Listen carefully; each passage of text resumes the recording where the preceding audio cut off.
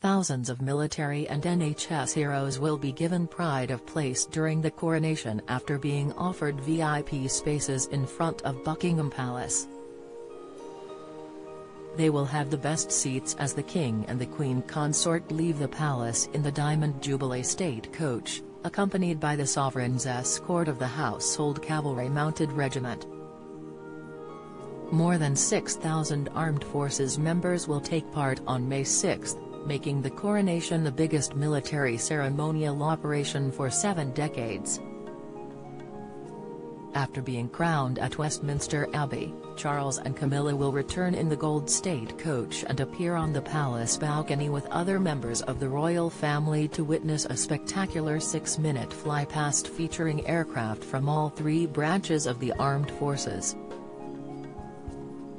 Around 3,800 seats in a specially built grandstand are being offered to veterans, NHS and social care workers, plus representatives of charitable organisations.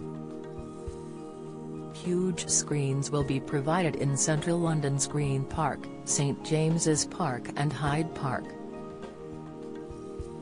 Tens of thousands are expected to line the route, but others will watch in the parks where facilities will include first aid points, water refill stations and toilets. Dedicated spaces will be provided for people in wheelchairs or with other accessibility requirements. Prime Minister Rishi Sunak said the pomp and pageantry will amaze people at home and abroad.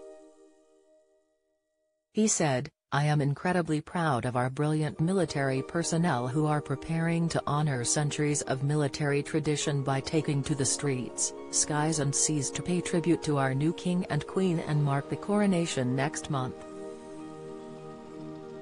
As they stand shoulder to shoulder with our Commonwealth friends and allies, I know the hard work of thousands of our servicemen and women during the past weeks and months will culminate in an incredible display that will amaze crowds at home and across the world."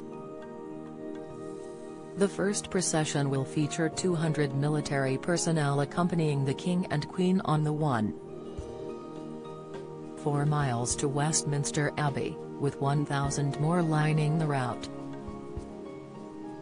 Nearly 4,000 will be part of the procession back to the palace. They will represent the diversity and traditions of the UK and Commonwealth military with flags from across the Commonwealth and music from 20 bands. Gun salutes will be fired the moment the King is crowned. More than 400 personnel will take part in the salutes, which will be staged in 13 locations and on Royal Navy ships.